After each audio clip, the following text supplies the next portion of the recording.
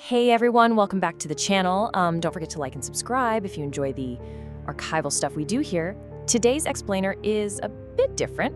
I got my hands on this, well, it's a burned ancient sketchbook from a recent desert excavation. Archival entry 1001. We're exploring one of the highest stakes survival stories in world literature, the Arabian Nights. We aren't just talking about magic lamps today, we're breaking down the sheer wit of a woman who essentially invented the binge-watch cliffhanger to save her life. But I gotta say, the drawings in this book of this one place, the City of Brass, they're really intricate, almost too intricate. Anyway, let's just set the stage.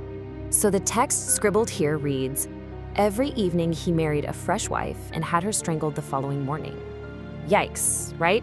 This isn't just a dark fairy tale. This is the terrifying, bloody reality of King Shahryar's kingdom that kicks off our narrative. Imagine a nation literally paralyzed, where the absolute monarch is systematically destroying the women of his own country day by day. Heavy stuff for a sketchbook. All right, Section 1, The Sultan's Vengeance, a kingdom in terror. To understand the magic and the genie, you gotta understand this absolute madness. It's a tragic domino effect. First, the trigger. The Sultan discovers his wife has been unfaithful.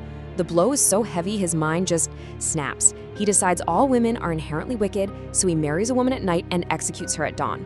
And that brings the kingdom's curse. The Grand Vizier is forced to carry out this horrific daily mandate. One man's broken heart literally becomes a nation's daily nightmare. The illustration here of the grieving king is, man, the ink almost looks wet. That's weird. Moving on. Okay, Section 2, Shahrazad's Clever Gambit, a Deadly Volunteer. Every dark era needs a hero, and ours is Shahrazad, the vizier's own daughter. What's truly fascinating, and what the frantic little notes in the margins here keep pointing out, is her resume. Master of philosophy, medicine, the fine arts. She had ancient histories committed to memory. She was perfectly equipped for this audacious plan. Wait, the sketch of her face? Does she have her eyes closed on the last page? Probably just the lighting in my room. When she tells her dad she wants to be the next bride, he naturally recoils in absolute horror. It's certain death. But her response is chillingly resolute. If I fail, my death will be a glorious one. And if I succeed, I shall have done a great service to my country. Incredible bravery. She's walking into the lion's den with her eyes wide open.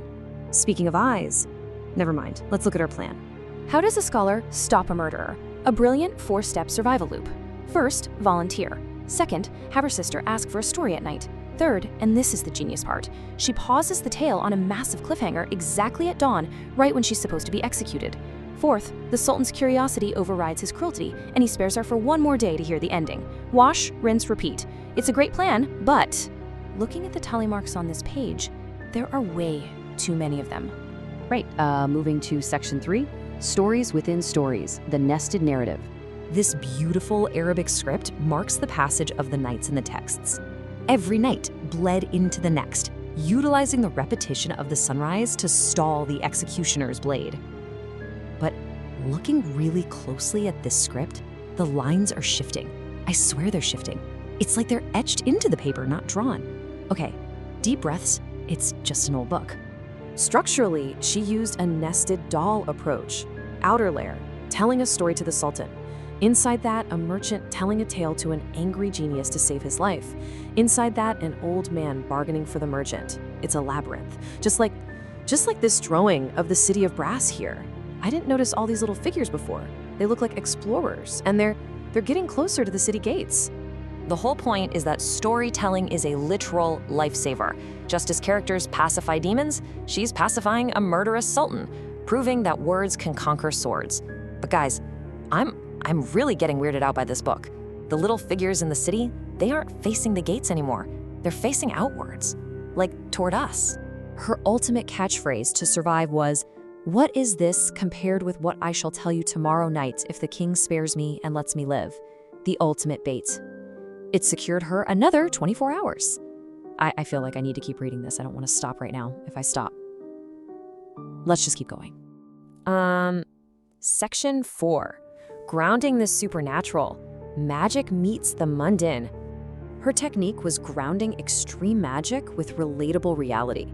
She'd talk about demons as thick as palm trees or a cursed city of brass. This city, right here on the page, but anchor it with everyday details, buying exactly 10 pounds of mutton or picking up 2 flagons of wine. It makes the impossible feel real, really real. The buildings in this drawing, they look metallic, unnatural, and the architecture is literally changing as I turn the page. I'm not crazy, right? You guys are seeing this? Because she anchored the fantastic in the mundane. The Sultan could easily slip into the fantasies. Vivid descriptions of brass horsemen tumbling into the sea. There is a brass horseman on this page now. I didn't see him before. He captivated the Sultan so deeply he couldn't execute her.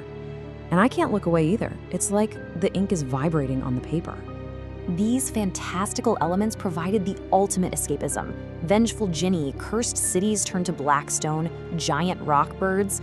The Sultan was trapped by his own cruelty, and she built an alternate universe for him.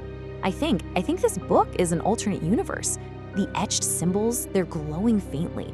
The explorers in the drawing, their faces are fully detailed now.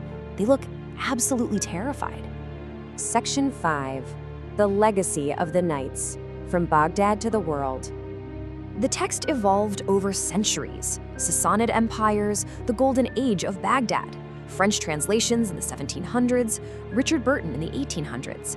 The gossamer of romance spun across generations, spun like a web. I can hear something scratching, like a quill on thick parchment. But I'm the only one here. When the text reached Europe, it caused a sensation, changed global literature forever. Magic carpets, serialized cliffhangers, all stemming from a brilliant woman talking for her life, talking to stay alive. You have to keep talking. If you stop, the story ends. The city in the book, the brass gates are open now. They're open. By the end of her 1001 nights, Scheherazade wins. She cures the Sultan, rehabilitates a tyrant, saves her kingdom. A happy ending. But what about the city of brass? The pages are running out. The figures are gone from the drawings. Where did they go? It is a testament to the literal power of art, which leaves us with a final question. If your life depended on keeping an audience captivated until dawn, what story would you tell? I'm sorry, I need to close this book. The scratching is so loud now. Thank you for watching this explainer. Please remember to wait, what is that standing in the corner of my room? Oh my God. Don't forget to